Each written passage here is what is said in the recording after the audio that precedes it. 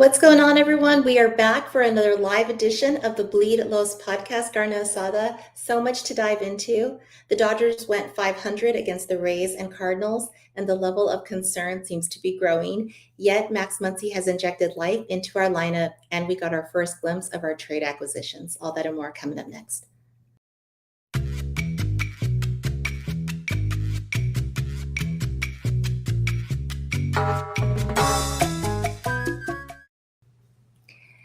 Hello again, everyone. Thank you for joining us for a live edition of the Carne Asada. We got the crew in the house tonight. You see Cody, aka Canelo. You see Anthony, and producer Roger is behind the scenes. As you know, I am Drea. We're going to dive into all the happenings of the week. But before we get into all that, we've got to make sure you know about DodgersBeat.com. Stay up to date and in the know with all of the latest and most comprehensive coverage of the Los Angeles Dodgers. It is your one stop for articles, interviews, contests, merch, and more. Never miss a beat and check out DodgersBeat.com.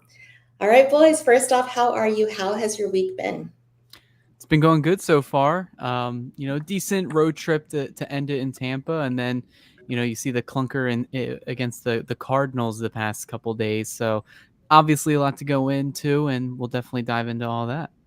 Yeah. How you doing, Yeah, Anthony? over here it feels like it's been one of those weeks where I feel like everything has just gone wrong. Like one little thing has led to the other, so it feels like I'm kind of in the middle of it. But Friday tomorrow, I'm gonna be at the game tomorrow, so hopefully I can just get over it and just start the week fresh. But yeah, it's been a long week for me on my end at least.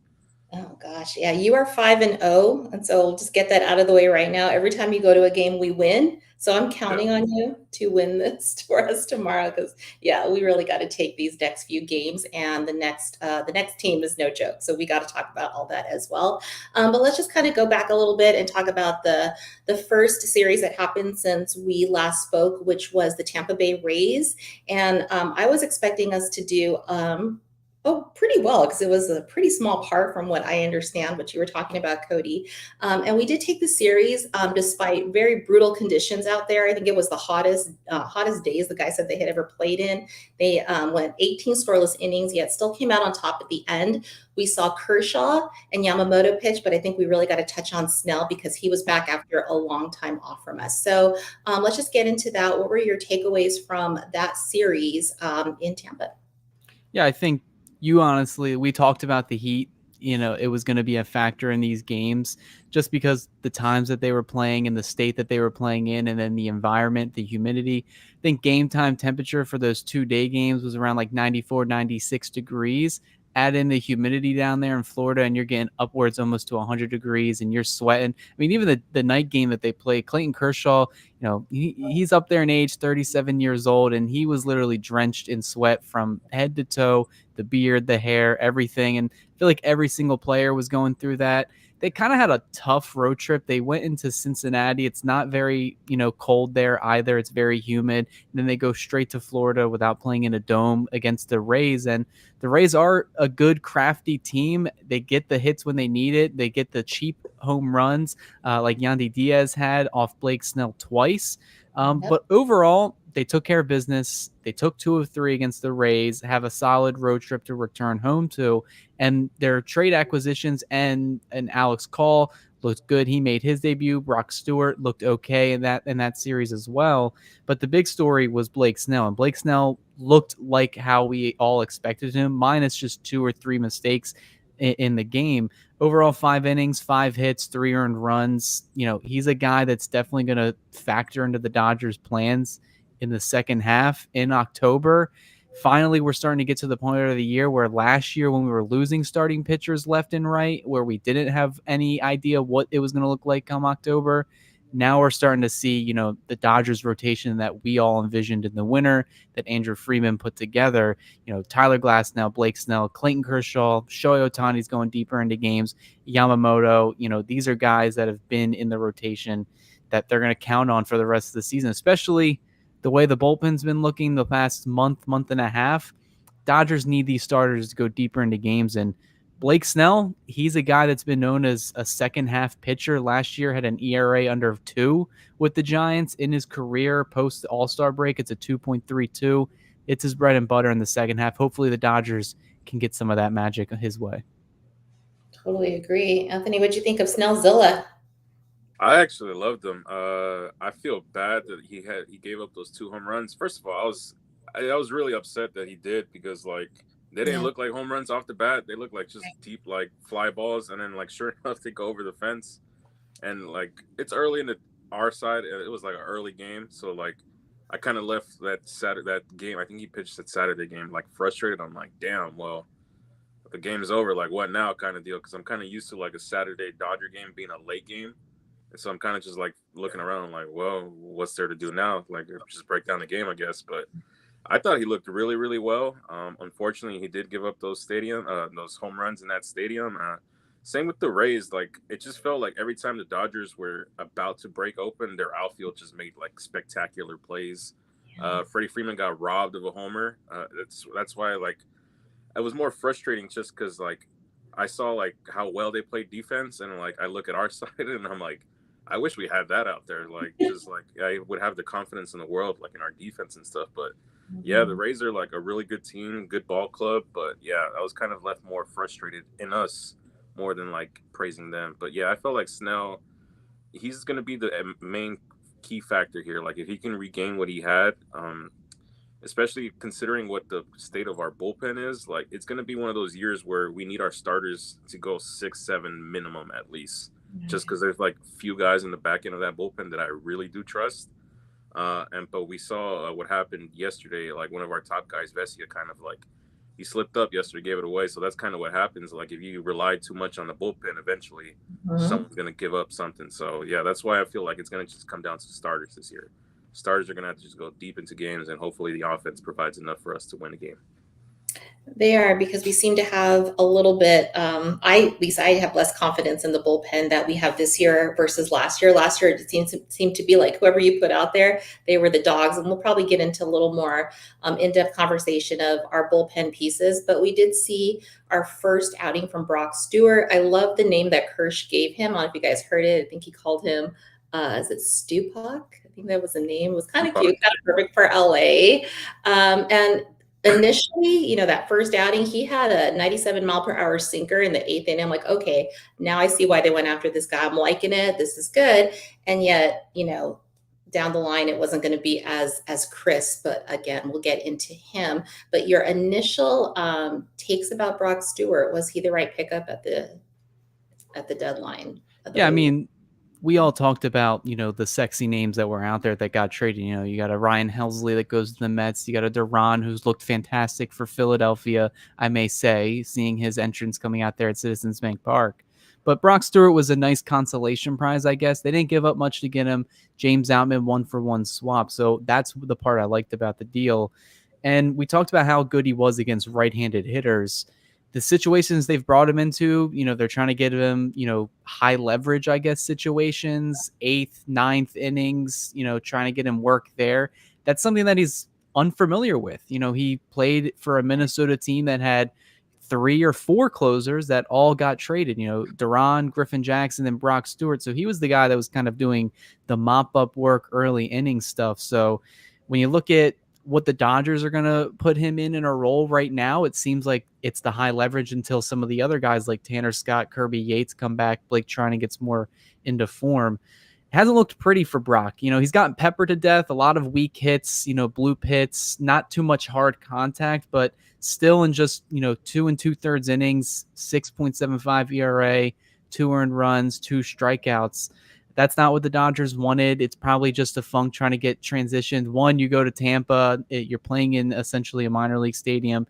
Then you're coming back to Los Angeles for the first time in years, trying to get acclimated with, the new pitching staff, new coaching staff, and just kind of like a new environment. And the last time he played for the team was 2019. Fast forward to now, it's a whole different ball club. I still have faith in him. It's way too early to just say, oh my God, they traded for Brock Stewart. It's over. Look at these other guys. Let's see what the Dodgers want to do with him moving forward. My biggest takeaway, and we'll definitely talk about when we talk about the Cardinals series, I just didn't know why Dave Robertson didn't go to him in the 8th inning when Vesia was clearly just didn't have it. You had him a right-handed hitter and Jordan Walker, who has not really been that good in his major league career up until this point.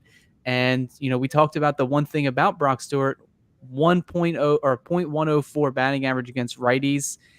that's the matchup you want, and Dave Roberts didn't go to him. So, but we'll see what his role is moving forward, especially when these other guys come up, like a Tanner Scott who's inching closer to a return, Kirby Yates, like I mentioned as well. Yeah, I still do have hope. It's obviously too small of a sample size to write him off completely. It's just a little disappointing because, I mean, at this point, there's no one that's coming to save us. There's no more trade deadlines. This is who we have and what we're going to go into battle with. But it makes me wonder because we got so many great arms at the in the offseason. We have Tanner Scott, we have Kirby Yates. They look so dominant with their former team, and they come to the Dodgers, and it's almost as if they don't seem to be the same player that they were with their team just that they just came from. And Anthony, I'll just kind of field this to you. Why do you feel like our newly acquired bullpen pieces, our arms, look so dominant, but when they get to the Dodgers, they struggle? Is that more of like, is it the pressure of now playing for the Dodgers? What do you think it is? I think that's just like every fan base is gonna have like situations where like they'll sign someone and like, yeah, this guy killed it on their former team, and like they'll play for their team and like they're just average. The one that comes to mind was Andrew Jones. Because I grew up with my grandpa watching Brave games, and I was like Andrew Jones, Super Jones, and then he became a Dodger, and he was god awful. So like I think it's just situations like that. Like I think with Kirby Yates, at least, I think it really is just old age. Like I think he's like just getting up there and like old age, and he's not really that effective. Like, and the back is hurting, stuff like that. The one with Tanner Scott is the one where I'm like the most concerned because you saw he was very, very dominant with San Diego, and like he just hasn't really found his mojo with us. And maybe it's just like an off year.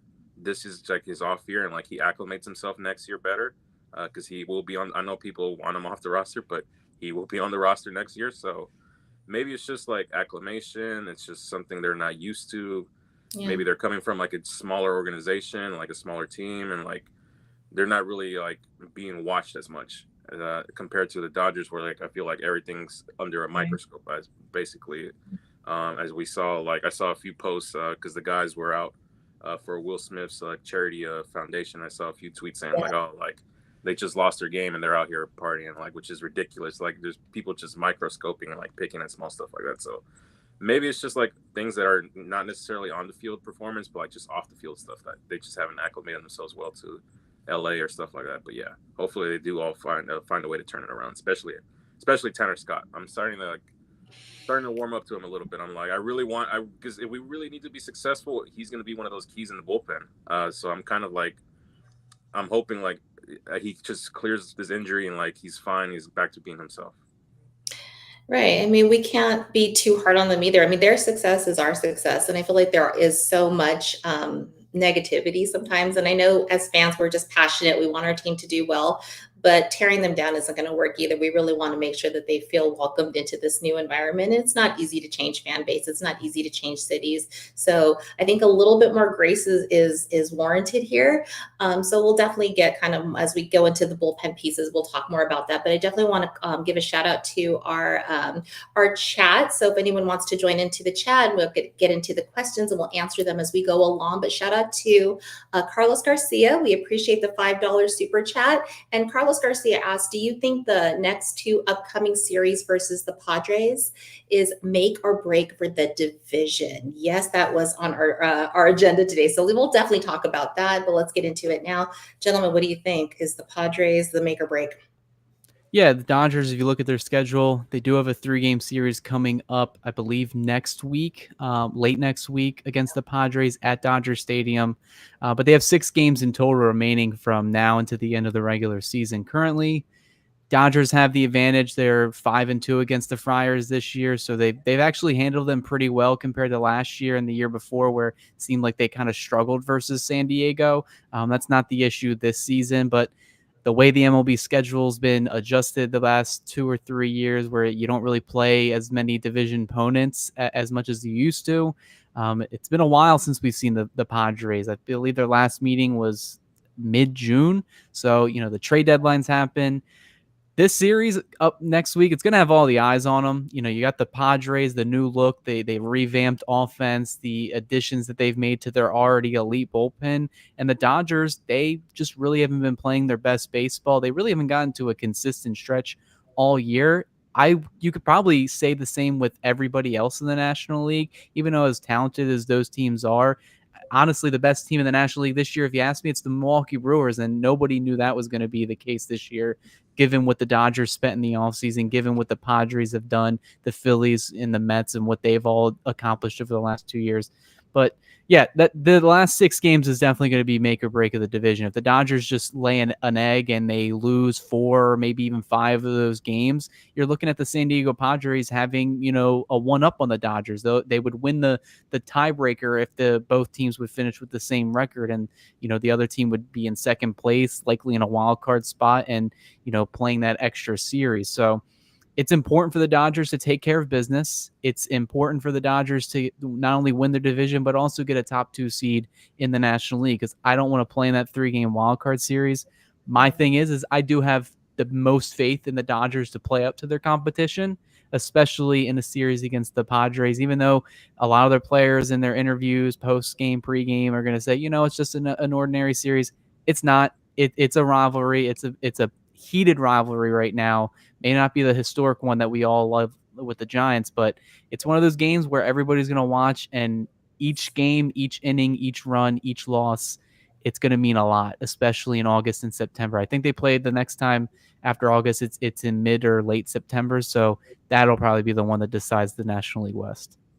Wow, yeah, Anthony and I were there the last time they played the Padres, and Anthony, you can attest, it was serious business. Like, you felt every time we go up against the Padres now, you just almost feels like a playoff. It felt like a playoff atmosphere in June. What do you think, Anthony? It's just like it's the make or break. I think we got to take them. Yeah, this is make or break because, like Cody said, if you drop a bunch of games to the Padres, it's going to look very, very bad, and you're going to just try to fight your way back, try to claw your way back into the division, and you're risking at that point injury, stuff like that. So right now they have them for 3 here in LA, the 15th through the 17th. Then they got 4 in Colorado, and then they finished that same week in San Diego. I'm more worried about the games in San Diego than I am the ones here in LA. We saw it before in the NLDS, not last year, but previous years. That crowd can get ruckus. And can you imagine if, let's say, the Dodgers are a game behind them, and we're going into there and we're chasing them? They're going to treat that series like it's the playoffs, basically. It's going to be ride or die. It wouldn't surprise me either if they kind of do what they do normally. I kind of geo-lock them, and only San Diego residents only can attend this game. Yeah. So I'm very, very worried, but I'm also confident in our starting pitching. But yeah, we really do need to win both series, by hook or by crook. It doesn't have to be we blow them out, but just finish the job and just find a way to win this series, basically. Well, just to kind of piggyback off that, do you think a sense of urgency is what the Dodgers need sometimes? Because I know sometimes the season can be a little bit of a yawn as we play for postseason, and maybe it just gets kind of routine in the regular season for them, seeing as we've had such a long stretch of a winning record. And just is almost like, we're going to take this, we're going to be in the playoffs. But do you think that now that they're seeing the Padres so close in their rearview mirror, it's okay, the urgency will kick in and we're going to see some better Dodger baseball? See, yeah, I would have thought it would have kicked in at the start of the second half, kind of just it's kind of go time. Let's kind of lock in. But I think the record right now post All-Star break is 8-10, which is atrocious, basically. You get swept by the Brewers pretty convincingly as well too, and then you kind of go into other. You drop 2 in Boston. I know they've kind of been on a hot stretch here and there, but it's also you kind of just been dropping games here and there. And it feels like you've always been, well, at least when I watch, it feels like we're always playing from behind. We never take a lead early. I feel like I've told you before, Dre, sometimes I don't have a chance to throw the game right away at 7-10. But when I turn on the game, I'm damn, we're already down 1-0 in the first inning.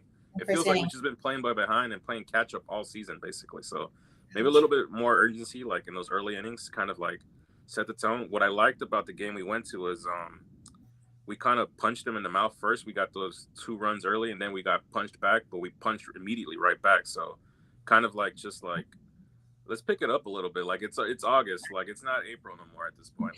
I know it's we still have maybe essentially 2 months left, but it's kind of getting nitty gritty now. Let's start playing some good baseball out here. Yeah, that actually leads us nicely into the next super chat. So thank you again to all the people who are giving their comments and their questions. So we'll get into as Alfonso Lucio has a great question. Thank you for the $20 super chat. And he says, what series do you see the Dodgers turning it around? There's only 50 games, so that kind of plays into what you just said, Anthony. It's August. Roberts has Ohtani in bubble wrap, and I definitely have thoughts on Ohtani and kind of their innings. But go ahead and tell me, Cody, what do you think? You want to take this one? Yeah, I would like to say this weekend, kick it off tomorrow against, arguably the best team in the American League in the Toronto Blue Jays, another surprising team that we didn't really think was going to be there this year. But, say the Blue Jays give them fits. I mean, the Blue Jays have been the second hottest team in baseball behind the Brewers since, June 1st. I would say maybe the Angels series or maybe even that Padres series where say they get some things clicking against the Blue Jays and take care of business against the Angels. I think the real big test for the National League would be that Padres series next weekend. If they can play up to the par with the Padres, take care of business there, I think it could, especially if it's a lot of team-oriented baseball, like a playoff-like atmosphere, do the little things, put the team first. Individual stats don't mean anything right now. That could be something that pushes them into a win streak. But I think you look at the pitching matchups for this weekend, they look really good for the Dodgers. The Blue Jays, their one big weakness is starting rotation, is their starting pitching. I mean, they got Max Scherzer leading off a game, on Friday tomorrow against Kershaw. But other than that, if you can tame their offense, the Dodgers could take care of business. They had the day off today, should have a fresh bullpen for Dave Roberts to use. And I kind of want to see the starting pitching take a step forward. I want to see him go a little deeper in games, especially with Kershaw. He's kind of been held back at 5, maybe even 6 innings, but maybe let him go that full 6. Maybe if he can push it to a 7, hell, let him do it. This could be his final season anyway. And then the other 2 games, you got Tyler Glass now. Give him some leeway. The Dodgers have let him go to length of more than any other starters, but Blue Jays, Dodgers could be a World Series preview, so maybe they play up to their potential here this weekend. Yeah, definitely agree with that. And there's a second part to the question that has to do with Ohtani being in bubble wrap. And as much as I want to see Ohtani ramped up and, being a full on starter, my fear is that if we overuse him, we're going to have a lot less years of max production over the course of his time with us. And so I feel like as Dodger fans, we saw how dominant he was, and we'll definitely get into the Cardinals series, but we saw 8 strikeouts. We're seeing Ohtani's a one-man show up there. But I also feel like, what if there's that inning where he just tweaks something, or there's something where he just overdoes it just a little bit because he just needed a week or 2 extra to ramp up, or maybe he was out there for too many pitches and now we don't have him for an extended amount of time, which would just break me. Anthony, is the right move to put Ohtani in more bubble wrap, to use him as they use him now, or should there be adjustments to Ohtani's usage? Ultimately, it's up to himself, Ohtani himself. He's the one who's relaying how he feels to management, stuff like that. So if he feels like, hey, like maybe I can do 5 innings today, then ultimately, like, you got to rely on his opinion and stuff like that. I know it is kind of frustrating when, like, he's dealing and you like want him to go out there one more inning, but if he feels like, hey, all I got right now is 4, like, we kind of just have to like respect it, because I know we want to win the World Series this year, but we also have him for 9 more years after this. So it's kind of like we're building and building and building. So, and we also want him to have like uh, his full arsenal available to us if we do make a deep October run. The last thing we want is like just him only available for like 4 innings. But I feel like we are trending in that way. I feel like eventually, maybe like in a week or 2, we'll see 5, and then like another 2 weeks from there, they'll just kind of like, all right, free reign, just go out there and like do you. So it's been a frustrating process, but I feel like we're being smart by playing the long game with them, basically. Right. And just again, to tail off of that, because I know, Cody, you can speak to the numbers a little bit more, but I was reading one of your articles. There has been a significant change in like when Ohtani, before he pitched, or like he was just a designated hitter, versus, after. And it seems to, could that have affected it because his mind is in 2 different places? Obviously, he's a unicorn. He can do what no one else can do. But do we really want to overuse him in both of those capacities, being that we've seen the numbers that we have seen, or just give it more time and his numbers will kind of, regress to the mean and balance itself out? What do you think? Yeah, that was the age-old question last year. A lot of, media pundits, across the league were saying, why would the Dodgers want him to go back to two-way player status? Like, Mhm. he's way more valuable as a hitter to this offense, to this core, than he would ever be as a pitcher. And at the time, I kind of just disagreed hardly with that. I said, no, you signed the guy for a 10-year, record-breaking $700 million contract. I want to see the unicorn. I want to see him step on the mound. I want to see him pitch. I want to see him hit. And we really got to see that in full force against the Cardinals in that finale. He goes 4 innings, 8 strikeouts, hits a 2-run bomb. Ultimately, we got the Angels punchline at the end of it where the Dodgers, he did all that and the Dodgers still lost. You look at the offense, that's the biggest thing for me right now, because I do think the way the Dodgers offense is slumping as a unit right now, you can't have your guy, your unanimous MVP last year, be slumping as well. And could it be tied to him being ramped up as a pitcher? Maybe. Could it also just be tied to the Dodgers offense being pretty mediocre the past, 6, 7, 8 weeks? That's also fair to say as well. But the stats are a little alarming when you look at them. I put it back to, if you look from before June 16th, he was, he had an OPS over 1,000, a WRC plus at 178, 25 bombs, 41 RBIs, and his strikeout percentage was only 24%. You look at it after June 16th, which is when he took the mound against the Padres, batting average is way down, 238. OPS still pretty elite, 889. Any hitter in the league would take that, but it's still almost a 200-point drop for Ohtani. 143 WRC plus, 13 homers, but the strikeout percentage has almost gone up almost 10%, 31.4% compared to what I mentioned earlier. That's something that is a little concerning because Ohtani's never had a strikeout clip over 30% in his entire career. The closest was during 2022, I believe, where it was at 29%, but he still ended up winning up the MVP that year just because he had a really good year on the mound, along with also being an offensive juggernaut.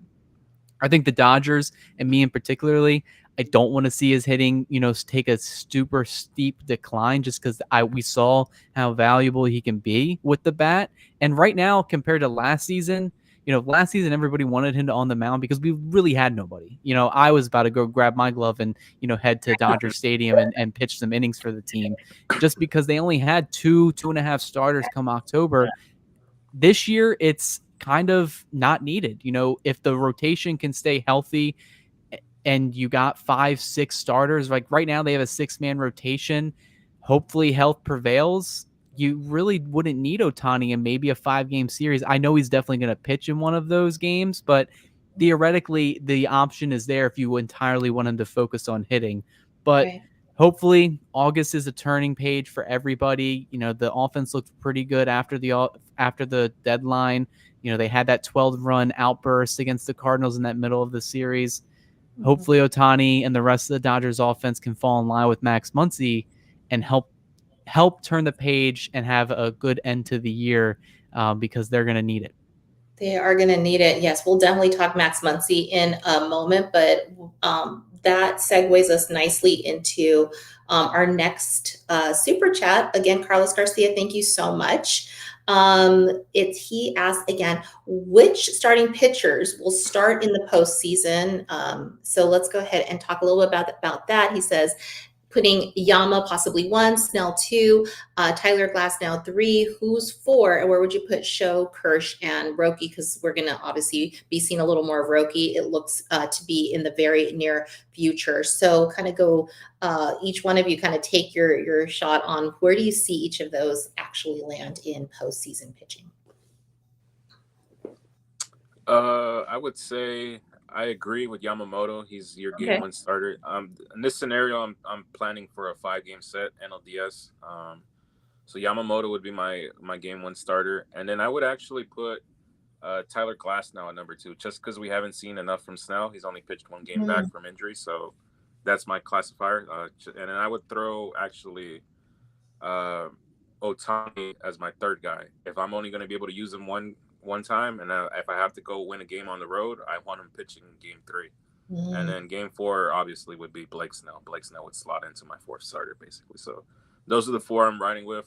No offense to Kershaw, I know he's a club legend, stuff like that, Roki, I kind of have to see it. I kind of have to see it and see how he's doing when he comes back from injury. But I would ride with a rotation of Yamamoto, Glasnow, Ohtani, Snell. Wow, nice. Okay. Yeah. I know Right. I kind of dumped a little bit of water on the, the offense of Ohtani and the pitching. I'm actually going to go a little bit backwards to what Anthony said. I've been debating it with my friends group. Honestly, depending on who they're playing, especially if I'm assuming, I think them and the Padres are destined for another division series, unfortunately, Mhm. or, fortunately for the league, it'll be a very highly anticipated series. But I may go Ohtani one. Give him, if he's built up to 6 innings, that's really all you need in the postseason, and then go to the bullpen, given if they're fully healthy. I think Ohtani, if he's cruising the way he's looked pitching wise, he's hitting triple digits, he's getting the strikeouts. Go with him game one at the environment at Dodger Stadium if they have the home field advantage. Go Yamamoto in game two. And if they go back to San Diego, I may just say, Blake Snell, you've been familiar with it. Go pitch in Petco Park, get the game three you're against your old team. And then Tyler Glasnow kind of would probably round it out, which is, Glasnow last year was like my favorite pitcher to watch. It's because I've watched his career for so long and I wanted him. And we've seen how talented he can be. But when this Dodgers rotation's at full strength, he's the third or fourth starter. And we haven't even really mentioned Kershaw, Sasaki. I don't really think he's going to be a difference maker in October unless he's open to a bullpen role. But that, I would say you kind of have to go with Ohtani one, if not Yamamoto. It's definitely one or the other. They could just go with Yamamoto because he's been that workhorse, made every single start this year. But a lot can happen between now and the start of, postseason baseball in October. Like we said, still got around 50 games, 2 full months. Maybe somebody, goes on a hot streak. Maybe Ohtani gets built fully up. But yeah, I kind of want to see the theatrics. I want to see Ohtani take the bump game one right away. I would like to see that. Obviously, health is going to be a factor in all this, and it's so hard right now to predict where that's going to all land. As far as Roki goes, I do not see that as being a starting situation in postseason. I mean, I kind of would like to see him and Sheehan as our long relief. That would be kind of cool to have that as another weapon to come out after one of our starting pitchers, gets us kind of as far in as they can. Boom, close it down. There you go. So I'm very hopeful about starting pitching, though. I feel really much more confident now than I did a year ago about that. The bullpen, I know they have to make some tweaks. We might still see some, pieces that are going to come back and really kind of shine, I'm hoping. But yeah, right now, when you see what Mason Miller is doing, he hasn't been perfect. There has been, it's been a little shaky in San Diego, but overall, if you watched him last night, you'd be like, oh crap, we really need to be ready for that. So yeah, the Padres are going all in. We are probably going to see them again. I can't say this is just all shaking up to show another showdown, but I really do think our pitching can hold it down. It's just a matter of our offense showing up. So yeah, I would definitely think that you got to see Ohtani somewhere in there, and he's just our must-see TV coming out to start off a playoff series. So thank you for those super chats. I think Carlos piggybacked off one of the other super chats. He said just a comment to Cody, $2 super chat from Carlos Garcia. I really enjoy Talking Blue. Thank you. So Thank you. Awesome. And I can concur with that. So thank you for all the great comments, and we'll definitely be keeping an eye on those. But just kind of to travel down, because I know we're talking about our series, and just to kind of get into just a brief highlight from the Cardinals series, whatever you guys took away. Ohtani had his 1,000th hit. Career MLB, and it was a 2-run bomb, 440 feet. Looked amazing, and it happened during a game that he pitched. And I think that's what we all kind of wonder: is he going to be able to pitch or hit on the same day that he pitches? What does he feel like the next day? And it's still looking like the guy has so much power, and it's so fun to see. He's again one-man show. No, we didn't win that game, although it feels like we should have. But yeah, what do you think about Ohtani yesterday in the Cardinals? Ohtani yesterday. Yeah, I mean, everybody kind of wants to see the show. Like I mentioned, Ohtani's the ticket seller. He gets the fans, he gets the city, he gets the league, a lot of, promotion and endorsements. And seeing him finally, like I mentioned earlier in the show, finally embrace the two-way player as a Dodger. I feel like that came in full force yesterday, even though it was a loss. The 8 strikeouts, 4 innings, his best start as a Dodger. the only run he gave up was just off of, the sun and factors that just had no, you know, impactfulness on him and how he looked, because he looked phenomenal. And then he adds on to it and helps his own cause out by hitting a 2-run bomb. Not much you can ask for Shohei Ohtani to do. He went 1 for 3 on the day with the walk as well. 4 innings on the bump, 8 strikeouts. We wanted it to be a win. I would say it's one of the most disappointing losses, especially in a series of 2 straight months where there's been a few losses that we think we could have had the Dodgers winning those games. But it's a nice little treat. Still want to pick up some of these Dodger wins because, that division league, it's smaller and smaller as the weeks go on.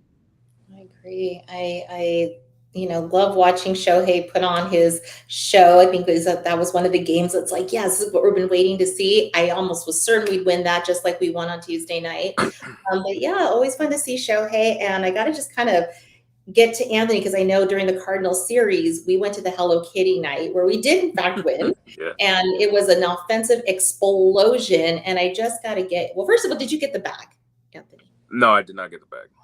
I came late. Okay.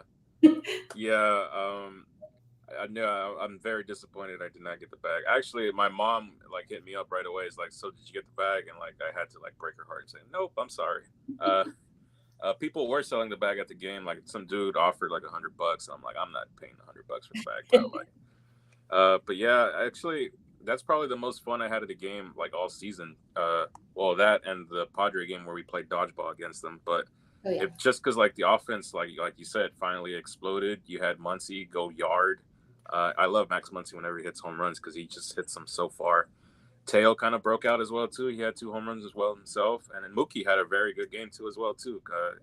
I know he's been down on himself a little bit, but he finally had a game where I was like, yeah, there he is.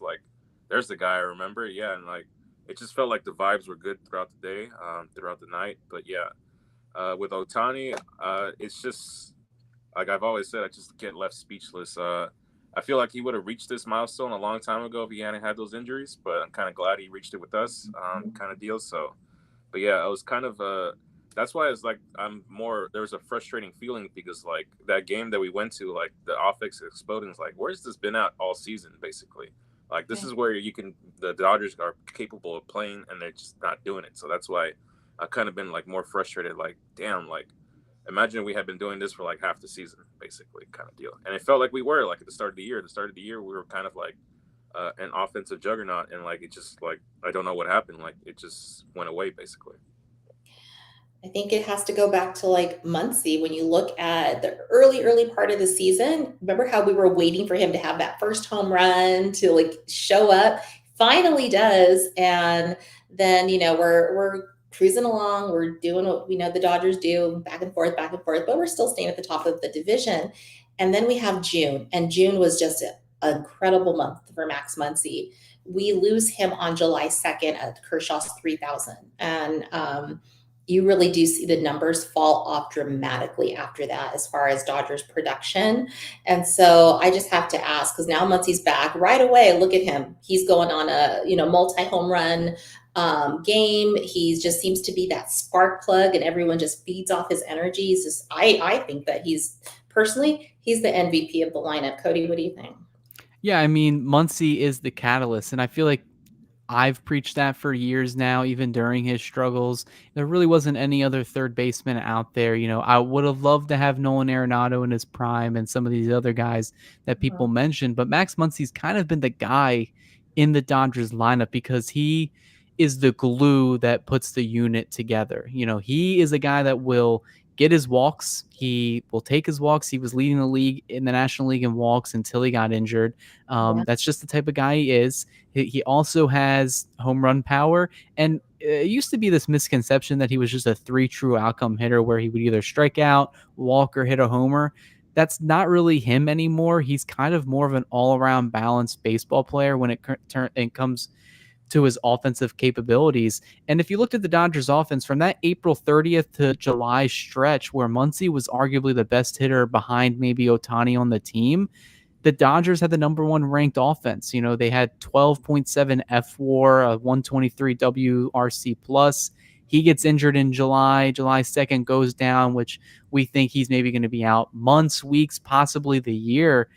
from then on now until he came back, the Dodgers had the 25th ranked offense in baseball. So clearly, you don't want to put one and two together, but it kind of makes sense that when Muncy goes down, one of their middle of the order bats, their glue guys, that's probably maybe a big part of why they've struggled over the last month and a half.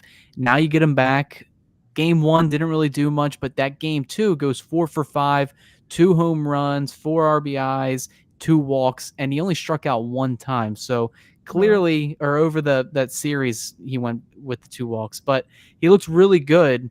And the Dodgers offense looked really good. They almost had the series win on Wednesday, couldn't pull it out, but I would say their quality at bats. Anthony mentioned Mookie Betts looked better. Ohtani's looking a little bit better. Freddie Freeman's been locked in for about 2 weeks now. I think he's back. Teoscar Hernandez is along those lines as well. I think once Muncy's in there, more of a regular basis, not getting those times off like he did rest that final game in the series, you're going to see the Dodgers offense kind of revert back to form. And now maybe players or people around the league and fans across baseball can kind of appreciate who Max Muncy is, because this is someone who I've known he's been for a while. I agree. I think that he is the MVP. Anthony, what are your thoughts? Yeah, he is. He's. I know a lot of people just like want to DFA the guy, and I just don't know why. I feel like a lot of people also learned what DFA means and just throw it around very loosely. But yeah, he's very much the catalyst. I feel like I'm surprised that he came back so fast, just because like knee injuries, bone bruises are kind of like tricky situations. You don't really know exactly how a player is going to recover or if it's going to linger for the rest of the season. The words they were using, like it might be a long-term thing, and like just to see him play in person, like it just didn't look like it was affecting him at all. But yeah, I feel like Muncy, he really is the catalyst. I also feel like he's that guy in the clubhouse, like what's missing right now is kind of a guy to kind of like tell the other guys like, hey, like what's going on kind of deal, like kind of hold other guys accountable. I know like prior interviews they said Austin Barnes used to be that guy. So maybe Max Muncy kind of fits into that role, kind of like the kind of hold guys accountable, like, hey man, like it's time to go basically. I won't say the words I want to use, but basically just to light a fire up people's ass basically. There you go, I figured out a way to say it. I feel like he's been missing for like that month, and like it kind of just like guys didn't know what to do, stuff like not like necessarily like a play and approach, but you kind of just do need that guy that kind of lights that fire, and like he's not afraid to say some stuff basically in the clubhouse, and I feel like he's that leader, that kind of guy that's been missing for this while. Yeah, I'm hoping he stays healthy the rest of the stretch, because I definitely see that in him. When he's back, it seems to like kind of like he brings the nice cohesion to the whole entire group. Gonna circle back to this conversation. Just want to touch on Carlos Garcia. He's asking about, I believe, it's a new player being called up. So let me see. Justin Dean, if I'm not mistaken, there was word, I believe, came through yesterday that there's going to be a call up. I know we haven't really heard about the corresponding move, or maybe we haven't. I just didn't kind of catch it. Who does he replace? I think it's a speculation, but do any of you guys know? Thank you, Carlos Garcia, for the super chat.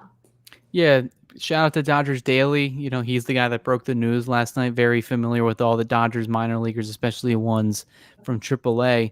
But yeah, Justin Dean reportedly getting promoted. He'll be making his major league debut with the club. 28-year-old minor league career outfielder, originally drafted by the Braves. He's kind of just a speed and defensive threat. I don't imagine him getting too many at-bats, if any at all, as a starting player, but possibly late-inning defensive replacement, pitch running, pinch hit opportunities. Right-handed hitter, we'll see what he brings to the Dodgers, especially, who could possibly be injured or who's going down. The Dodgers did show on their transaction page, I believe like 3 hours ago, Esteury Ruiz did get optioned back to AAA. So that's more than likely the corresponding move for the active roster. However, Dean is not on the 40-man, so the Dodgers, to make the move, have to make a corresponding move to add him to the 26-man roster. Okay. More than likely, I assume Kike Hernandez is probably just getting transferred to the 60-day. He's already missed over 30 days on the injured list. From every update that we've had, it doesn't seem like he's coming back anytime soon. He got 50 or 60 days left of the regular season. another 30 days ain't going to hurt Kike Hernandez if he even returns at all this year, which I find it more increasingly unlikely that's going to be the case. We'll see what he's got. It's probably just a placement, but there's really not much else than just to know that he's a speed threat and he's finally getting his chance to play. Mm-hmm. Yeah. Hope that works out for us, because I definitely like when they give up some of the chance to the guys that we do see in AAA. For those like of us who watch a little bit here and there, I do. I know some people are very tuned into OKC, but there's some threats down there, and there's some, I think they get that little spark when there's a chance it could get called up. So we'll see what he's got. Hopefully that could be something good for us. Something kind of related to that I did want to touch on, Alex Freeland. He's in his 5th or 6th game now with us. And I know he had that in the last series. I guess, I don't know if you want to call it a rookie mistake, or do you guys think it's just an unacceptable play, but the throw that really just kind of, cemented that the game loss. What are our thoughts on Freeland? Because it seemed like he was doing pretty well. Yeah. I kind of just the throw is kind of more like a rookie thing. Kind of just wasn't thinking, let the moment get to him. Kind of made that play. Other than that, he looks really, really good. He looks very comfortable up in the big leagues. I know the adjustment can be a little bit longer for some prospects and stuff like that, but as it goes, I kind of want to see him play more. And I think he might actually have that opportunity with like Kike potentially being transferred to the 60-day. I think this is a good opportunity to see like kind of what he has. And we kind of mentioned him before. He was kind of one guy that a lot of people wanted to see, but he was kind of blocked off because Muncy was up, and now that most of our other utility guys are kind of like hurt as well, it gives him an opportunity to kind of showcase himself to the Dodgers and be like, look, I can be a threat for you guys down the stretch run in October, et cetera, et cetera, et cetera. So right now he looks good. I think it's just because the league kind of hasn't figured him out yet. So we'll see when they do figure him out what that adjustment looks like. But for right now, I'm kind of comfortable seeing Kyle Freeland play a lot. Yeah. Cody, your thoughts on Freeland? Yeah, I mean, he gives you an option if Kike Hernandez is out for the rest of the season, including the postseason. Freeland's a very good alternative. Can play second base, is a natural shortstop, and can play some third base as well. It's really up to him if he wants to make a move. He has to tell the Dodgers or show the Dodgers that I don't need to go back down to AAA. I've kind of been playing in AAA. I've been doing my game. I'm major league ready. If he can get off to a really good groove offensively, if he's given more opportunities, which seemingly is what's going to happen. With Tommy Edman going to the IL, I assume we're going to be seeing him more at second base in the coming days. If he can hit well, get on base, turn over the lineup and be productive, why not? Why not give him more opportunities to shine and keep him up on this roster? After that, I mean, it's really just depending on how much other position players in the minor leagues can the Dodgers go with. They're calling up Dean, and I really kind of feel bad for Ryan Ward, because if you guys look at his AAA stats, and I know Doomsal is in the chat right now, I've been preaching for this guy as a guy that has pop, potential, has been in the minor leagues for a while now. I'm surprised he didn't get the call, but Alex Freeland's a very good alternative to have on this roster.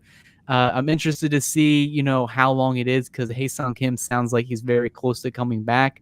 Imagine when he's activated, Freeland would probably be the move that the team makes, depending even as well as he could hit. He could be hitting 400, 500. I think the Dodgers would still ultimately option him down. 2026 is probably the year where we see him more of an everyday role. Yeah, I am very excited to see some of our pieces come up, and the Dodgers do think years in advance. They think next year, year after.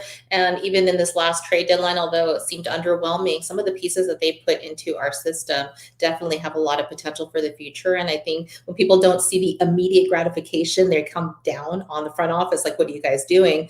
But there are some weapons that they're developing. So I'm very excited for that. And they know kind of when the right time for them to come up will be. But Freeland, yeah, definitely was impressed. I mean, obviously they're learning. He had his moment. I think he's going to learn from it, and we'll see some really good stuff from him in the future. But I definitely want to circle back to Mookie, because it's been a big topic of conversation, especially in the last week. And he did show some signs of life. And I think that there was a collective sigh of relief in the stadium on Tuesday, when I think it was 3 for 4. He had 3 hits. He was getting on base. everyone, I was in the stadium club when that happened. And I mean, I had never heard it so loud in that moment. People cheered, but at that point they cheered. So, and Anthony, you were there too. You probably saw when he was getting his hits, what it felt like in the stadium where you were at. It did show some great signs for the future because everyone was waiting for Mookie to produce. The one concern that I had was that Dave Roberts said that he's not going to be dropping him in the order. So people were saying he should be lower. He probably should be lower based on his production, but it looks to me like based on Roberts, he's going to keep him in 1 or 2. I'll start with you, Anthony. Your thoughts on Mookie and kind of what those that decision about Roberts kind of like sat with you with. Yeah, I feel like Mookie's been having more productive at-bats. I know it's not necessarily resulting in results, but I feel like he's working the count more. He's having more productive at-bats, and I feel like they're not going to drop him to like below second in the lineup. I think they're just going to let him like ride it out this season. The results being whatever the results end up being for the next 2 months. But listen, he said it himself. He's been doing everything possible, extra BP, cages, film, you name it. And like when someone is down bad enough and they go up to the man above, like it's up to God at this point. Basically, if I want to turn my season around, they're kind of in their head a lot. They just like mentally have been broken essentially. So I kind of feel for him, and like I know there was was it I think on Monday where they kind of had that standing ovation for him, or yeah, I'm not really a big standing ovation guy, except if you're a starting pitcher and you go like 7 and like you shove basically, then I'll give you a standing ovation. But like I'm not gonna judge people for like rooting on for their guys. Basically, that's what I took it as. Like hey, like we see you're struggling, we see you're putting in the work, like we're behind you kind of deal. Like, but I'm not necessarily gonna get up in my seat and like give him a standing O in the first inning. If he would have went out there and like had like 5 home runs that game, then I'll give him the standing O. But yeah, hopefully this is kind of like a catalyst. Like, okay, like I can still hit the baseball. I got 3 hits that game. So like he just builds from that. But yeah, I'm not a big standing ovation guy, but I'm not going to judge people for like, for doing it on their own. So yeah, I'll clap for my seat, but like I won't stand up. But yeah. I think they were trying to replicate the Trey Turner situation, and thought maybe we can, recapture that magic and give it to Mookie. I don't know. Cody, what did you make of all the Mookie from this week?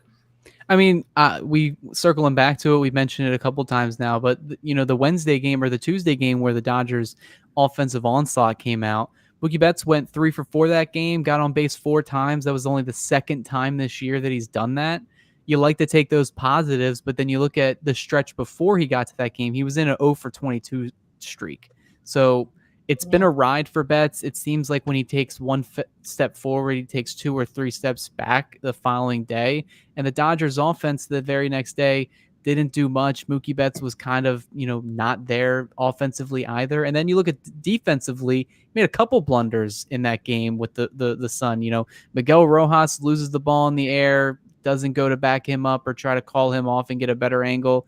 And then even on the throw that from, I believe it was Pages that got out there to Freeland, he should have gotten out there, cut it off, and then wanted to go to the replay to second rather than get the ball, get to third, relay back to second base where Freeland makes the errant throw. It's neither here or there. He's been a very above average defensive shortstop, but offensively, it's just been bad this year. I mean, even if you go back to July 1st, only hitting a $196. They tried him in the leadoff role to try to restart some type of fire in him. That didn't work. He went 8 for 42 in the brief 2-week stretch where he was the team's leadoff hitter. And then batting second, that's kind of been an area in his career where when the Dodgers or the Red Sox tried it out before, it just really didn't work compared to him hitting first in the order. But now you look at the advanced metrics, he's squaring up the ball. He doesn't chase. He doesn't strike out. He's still, like Anthony said, gives you a good at bat. And he had a couple at bats in that Cardinals series, took it to 3, 4, 5, 6 pitch at bats. He was making those pitchers work. And then sometimes the results just aren't there. And that's when, as a baseball fan and like someone that plays the game, you have to take little victories, even if the result just wasn't what you were looking for. The little victories, little steps that are going to get you to where you want to be. The Dodgers, it's kind of a clock for Betts. It's either he gets right before October or the Dodgers will make a move. I 100% agree with Dave Roberts. They're not going to drop him down as much as I would say, the fan side of me is like, yes, you have to bat him 7th. Like he can't be above anybody else except maybe Miguel Rojas. And there's even an argument that Miguel Rojas deserves more at bats than Mookie Betts the way he's currently playing right now. But they're going to bet on their star. They're going to bet on him getting ready for the postseason and hopefully returning to some way or form that he's shown in years past. If he doesn't, that's when I think Dave Roberts, the Dodgers, will make a change, and you will see the best 9 in order start in a postseason game. If Betts can get back to 750 near like OPS, then I'm fine leaving him at the second hole in the 2 hole in the Dodgers lineup. If not, and it's still kind of what we're seeing now, sub 700, almost getting to the 500 range, you got to make a move. And the best player to put in that 2 hole, I've been arguing it, is Will Smith. He is clearly the best hitter on the team, not named Shohei Ohtani this season, and you have to reward him for it. And that's the guy I want getting the more at bats in the postseason, especially if Betts is playing the way he is right now. Lock and change. I'm rooting for Betts. The standing ovation thing, I'm with Anthony on that as well.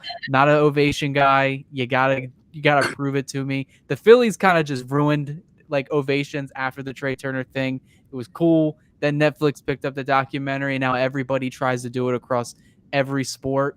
I don't like it. I boo it. It makes me want to boo Mookie Betts if I was at Dodger Stadium. I'm like, no, we're gonna boo this guy. We're not cheering. But it kind of did speak to Betts. He talked about it post game, saying it does mean a lot. The other added thing to this is John Heyman put out an article I think I read today. JD Martinez flew by to talk with Mookie Betts and help him out with his hitting. And those are Martinez, Van Scoyoc. Those are the guys that tooled Mookie's swing when they were in Boston in 2018. And he won the MVP and had one of the best seasons in Major League Baseball history. 2023, when they were teammates, that was Mookie Betts' best season as a Dodger, runner-up in MVP for the second time, but this time it was for a full season. So maybe a conversation with an old teammate, someone that he's been very good friends with, that knows his swing inside and out. Maybe they can find something to get him clicking for the rest of the season. That's what I'm hoping for. Yeah, definitely. So going back to basics sometimes works. I mean, when Freddie seemed to be losing his swing, he always goes to his dad and they kind of, work some things, kind of tweak things to kind of see where he will be most effective. And so maybe this is the answer for Mookie, because I mean, it's not for lack of caring. For sometimes fans are a little too hard, but Mookie cares more than we can even imagine what's going on behind the scenes. They're really trying to get right. So again, grace is the answer. We're fans. We love Mookie. Not a big standing ovation person either. I have to kind of round it out, but I do think that we saw some fire this week, and so I'm hoping that will continue on, and Mookie finds that little power and what we're used to seeing from him. But just kind of pivoting just a little bit, I just don't want to forget to talk about a little bit of a piece of the puzzle that we haven't seen a lot of this season, but I'm seeing some production in AAA. Bobby Miller has been looking really good in OKC. And I don't know, but do you think that he could be in our pen soon? Because they moved him to a pen role. And it seems to be something that unlocked in him. So while we're trying to find what is the best role for everyone, do you think that Bobby Miller will make a reappearance in our club? Hopefully. I do want to give him credit. It feels like he's finally figured something out that works for him. And like I said, not everyone's going to be a starter in the big league level. Sometimes your best work is going to be out the bullpen. We gave examples before. Blake Trinan was once a starter, ended up being a bullpen guy just because there wasn't a spot for him. Ended up changed his career into being one of the best relief pitchers probably ever. Eric Gagne as well too. Just off the top of my head, currently constructed, I don't know if there's a spot for him up here in our bullpen as currently constructed now. In 2 weeks, like let's say some guys go down, stuff like that, then maybe you call him up and see like, well, hey, we got an opportunity for you to like kind of prove it, because right now it's all fun and dandy, but he's doing it in AAA. Like I want to see if he can do it up here in the major league level. It's always going to be the story with him. Can he do it up here in the major league level? Right now, the numbers look good down in AAA, so it's kind of just waiting for an opportunity to see, like, okay, here's like a stretch of 10 games. Like, let's see what you got here. But like, do we have that? Are we able to have that affordability? Considering like how close the division race is, like, do you really want to start experimenting with your bullpen now? You kind of want to like have that solidified going into September and even into October. So if he keeps the numbers up down in AAA, I think you do have to give him a shot here just to see what he has up here at major league level. Yeah, I mean, I'm along the same lines. I don't really think Bobby Miller has a role on this Dodgers bullpen as of yet, especially even with the inconsistencies from, everybody in the pen. Once they get some arms back from the injured list, Tanner Scott, Kirby, Yates, there's really not a spot for a flamethrowing right-handed pitcher in the bullpen. Unless the Dodgers want Bobby Miller to fill in for the Brent Honeywell role last year, which is in the postseason. Hey, someone's got to eat the loss. You're going to go out there and give up 10 runs, and we're going to pivot to the next game. I could see that if that's what they really need and say someone's injured, but they already have a couple starters from the minor leagues that are pitching either bulk innings in the bullpen or filling in the starting rotation in Emmett Sheehan and Justin Robleski. You got Landon Knack. I'm probably calling up Landon Knack to get some work in the bullpen before I call Bobby Miller. But this could be something that the Dodgers carry over next year. Miller, it seemed like when he didn't have it last year as a starter and didn't have it this year as a starter, I threw around and others as well said, just put him in the bullpen and see what happens. His pitch mix kind of seems tailor-made for the bullpen, especially with the velocity, the sweeper, and the two-seam and four-seam sinker mix. Seems like a player or a pitcher you don't want to face late innings in the game, especially after facing the guys that we have in our starting rotation. So maybe pocket it, use it for next year. Rosters expand in September from 26 to 27. So if you need an extra arm for a day or two, like Anthony alluded to, you could possibly give, Miller a shot. He's already on your 40-man roster. Don't have to make any moves there. But I wouldn't be surprised if we don't see him this year. But I think he will stay in the bullpen for the rest of this season because I think that's probably his role moving forward. He did not look good last year. Even in AAA as a starter this year, had a 5.58 ERA, was getting hit around there in OKC. Clearly, I want to root for Miller. I really liked him in 23. I liked him when he was drafted in 2020. Been a big fan, but sometimes you got to see maybe being a starter isn't for everybody, and maybe a bullpen role is probably the best case for him and his career. I think that is very fair assessment of Miller. I've always rooted for him. I've wanted him to succeed. It's been kind of hard watching him fall off into where he couldn't really find it, even though we know he has it. But credit to him for even, being willing to try the bullpen role. It's a little bit more than I can say for May. Did you guys hear the comments that May felt he was pushed out? That came out even after the deadline, where the club made it sound like there was an honest conversation and very transparent. This is what we see, but it kind of made it sound like it was more of a mutual decision versus May's. I think he did a presser with Boston later on. What were your thoughts on that? I mean, Dustin May had every opportunity to succeed here with the Dodger organization. So if he feels like he was essentially pushed out, I personally don't know. I wasn't in those clubhouse meetings, or I'm not in the clubhouse at all. So if you felt like that, then all fair to him. Like, I wish him the best. But like I said, he had every opportunity kind of to succeed here with us. Again, it just ended up that he was just always either injured or like he would have one good start and then like 3 mediocre ones afterwards. So like he has the stuff. But if he wants to be a starting pitcher, then all power to him. Like, I'm not gonna hold him back from that. But yeah, I think looking at the comments, obviously he's not gonna talk bad necessarily about the Dodgers, but he's also not going to talk bad about the Red Sox giving him a starting role either.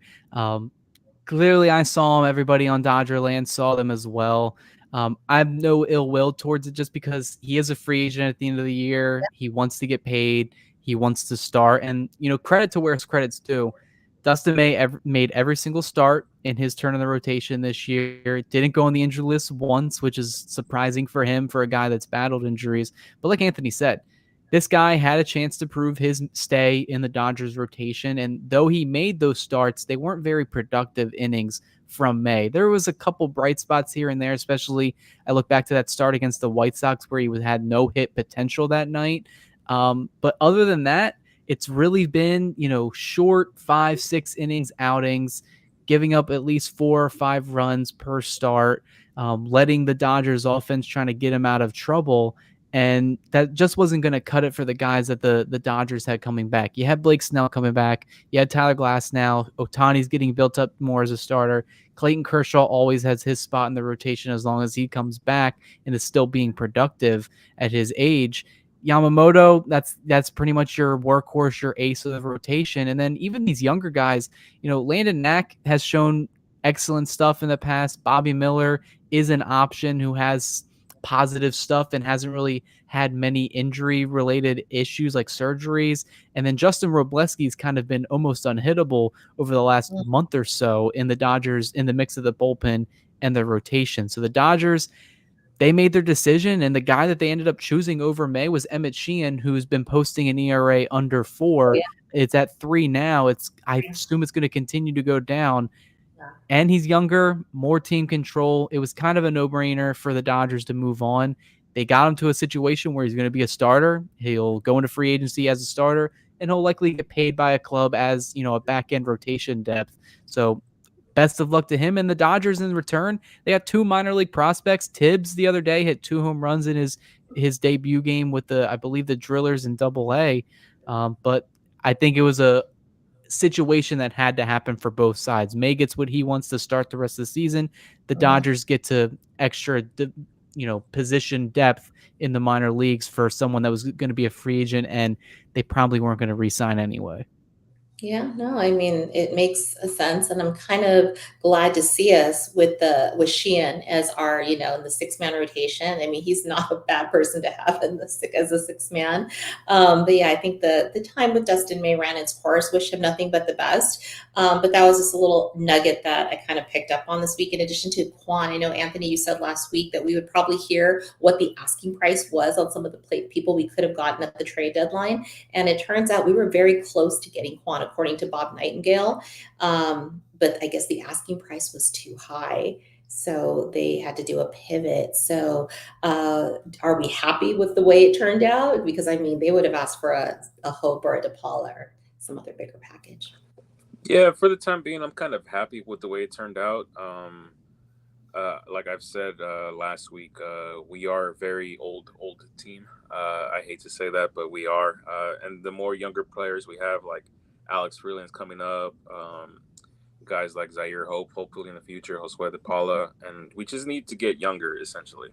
I would have loved to go all in this year, but with the asking prices, I'm kind of glad we didn't.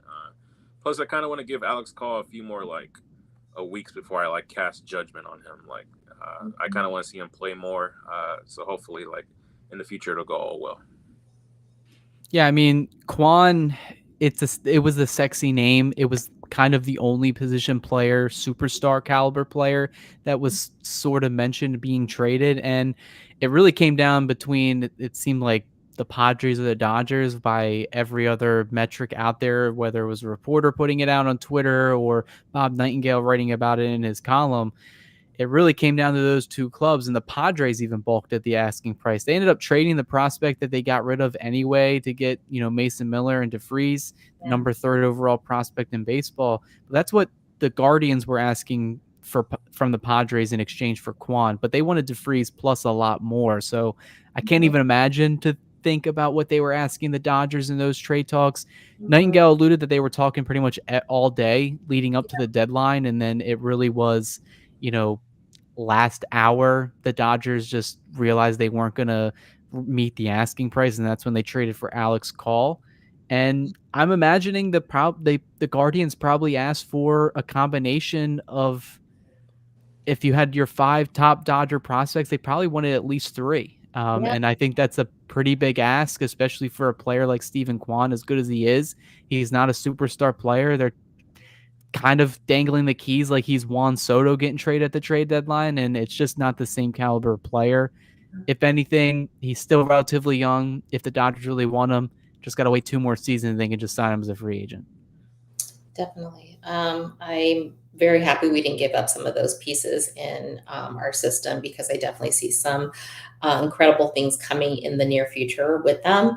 But just some kind of close it with some interesting, fun nuggets and facts from just this past week. As of this homestand, Shohei's going to have 20 innings pitched, which will actually qualify him for his two-way status. So that's going to be something fun to note, because I mean, he's already like done things that we can't even wrap our head around, but just to know that that's going to be, this week. He is an official two-way player for next season, and it's not just 20 innings, it's 20 amazing innings, and he just goes out there and he just blows our mind every single outing. And another really cool thing is we have been killing it in Dodger Stadium attendance. I think we're just a little bit ahead of where we were in the past years, and this homestand we are going to hit the 3 million mark. So shout out to all the Dodger fans who go and support, day in and day out. They are filling up that stadium and they are supporting our boys. The boys have a new celly. I don't know where this thing, what is it? They have something cool going on the bases. I can't wait to find out about where that came from, because there's always a really cool story. And then I read this today in one of your columns, Cody. Andy Pages, he is the Heart and Hustle winner for this year that the Dodgers nominated, and that goes to a player that embodies the values, spirit, and traditions of baseball, while also taking into account their on-field performance. So, Anthony, just to you, thoughts? Is he our Heart Hustle of the season? Yeah, he's kind of the player that surprised me a lot. Mostly just like I always go back to like Andy Pages in April was not a very good baseball player, but Andy Pages in August is a very good baseball player. Still kind of bummed he didn't get the All-Star bid, but I feel like he's going to have plenty of other opportunities to kind of get that nod in the outfield. But I'm very satisfied, and I feel like last year's postseason against the Mets, I feel like that was kind of a turning point for him. Like, he had that one game where he had 2 home runs, and it gave him a little bit of confidence boost in him. I know he ended up not being on the roster for the World Series, but that's kind of something where you kind of build on going into next season, and like he earned his spot here on the big team. So I'm happy for Andy Pages. I hope like there's more awards and All-Star nods for him in the near future. Yeah, I definitely agree. This season, he really embodied, being kind of like the heart of and soul of the Dodgers as a unit. You got your superstar players, especially at the top of the order. You know what Ohtani is going to do. Usually we know what Betts is going to do, but clearly it's been a lost season for him so far. Freddie Freeman, always the leader, leads by example, the veteran first baseman. But Andy Paz is the guy, like Anthony said. You looked at April, a lot of people are asking this guy to get sent back to AAA. Didn't look good on defense, was striking out a ton. The offense just wasn't there. The defense was even worse.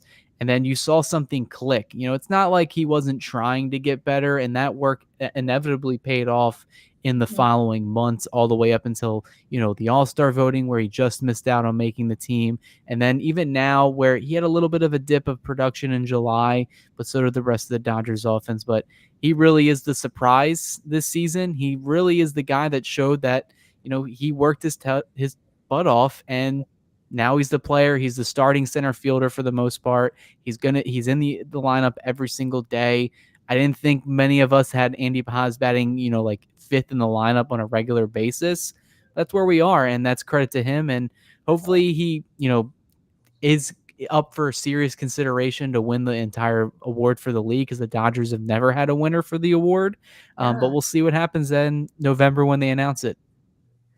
Definitely looking forward to that, because I think that he's a worker bee, and I love seeing what he has done and how he didn't let it get to him so much that he just let his season collapse. He really said, okay, he stepped up to the plate and he made it happen. So congratulations to Andy Pages. And this kind of brings us to the part of our show where we start to kind of look a little bit ahead into the week. And I know I saved a super chat from Carlos Garcia where he's asking for predictions for the next series. That's kind of what we do at this part of the show anyway. So let's kind of just pivot to that. I believe the next people that we are playing, obviously, we're talking a little bit about the Toronto Blue Jays, followed by the Angels. The Angels did sweep us before, but I'm hoping, we have a little bit better results because these are the last two series before the Padres series. So this is the time to put distance. Toronto has been hot. And I think we're going to have our normal rotation with Kershaw, Snell, and Yamamoto coming up next. So thoughts on where that's going to go? Yeah, the Blue Jay series is my more concerned about just because they demolished Colorado. Again, Colorado is just Colorado, but their hitting looked really well. Bo Bichette's kind of hot. So that's the series I'm most worried about. I'm looking forward to Friday. I'll be at the game. Kershaw versus Scherzer. Don't really get that matchup often. I don't think I've ever seen it live and in person. Going with a couple coworkers. I don't think they were old enough to remember Scherzer being a Tiger. So this is a primetime matchup for myself because I do remember Scherzer as a Tiger. So I'm looking forward to that game. But I have confidence. I'm saying we're going to get two of these games from the Blue Jays. I just feel like they just beat up on Colorado.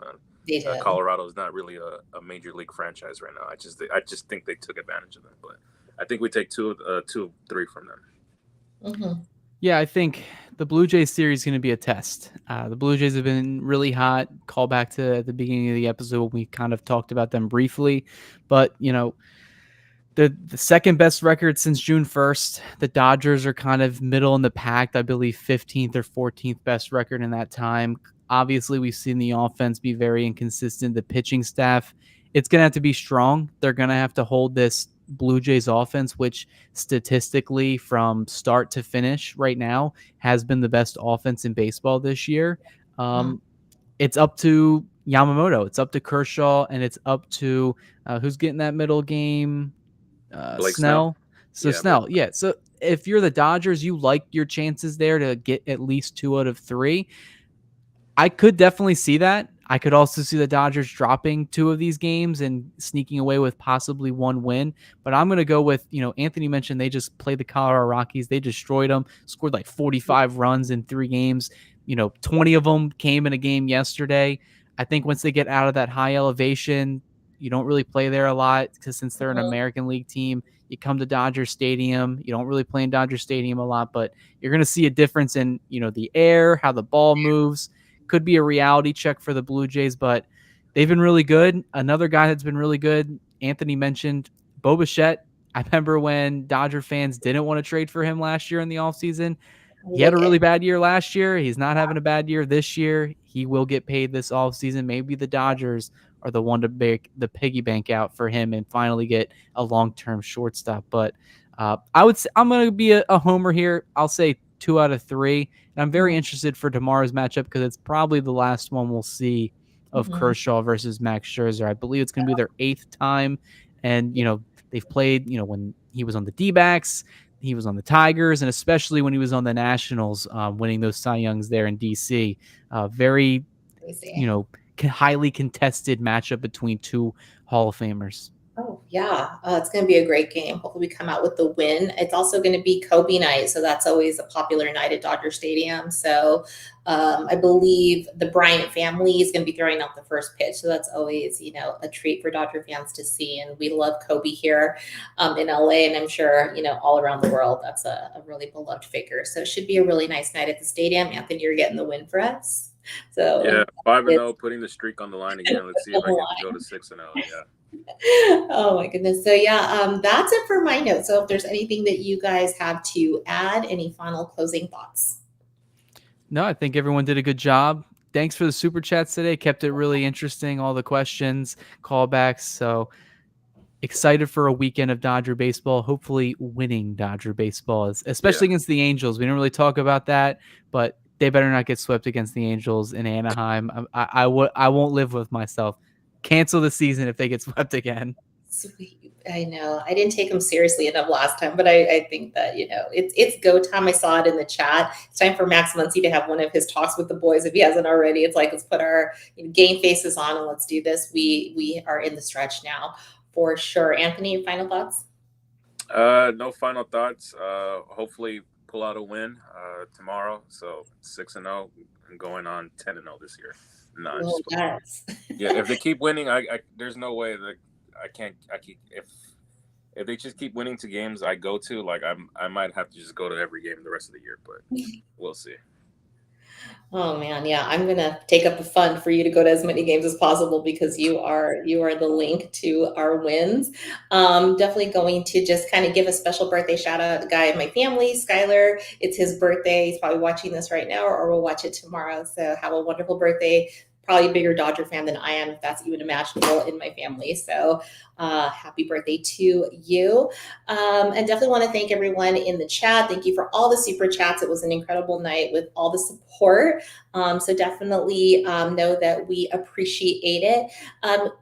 One thing I just want to make sure I mentioned it last week. Check out Cody's articles. He writes for DodgersBeat.com. And I also believe that they're posted to Substack, which I did get a subscription for, and fabulous stuff on there. So go ahead and check that out. Great information day in and day out. Also make sure to check out our handles. They're on the screen. You can find me at Instagram at RavineQueen1958. You can find Cody on X at SnavelyCody6. And you can find Anthony at AnthonyAcosta_. And make sure to check out DodgersBeat.com for all pregame, postgame, interviews, you name it. You can find it over on DodgersBeat.com. Don't forget to like and subscribe. We are well on our way to 20,000. So shout out to all of you who support. And until next time, go Dodgers. Dodgers.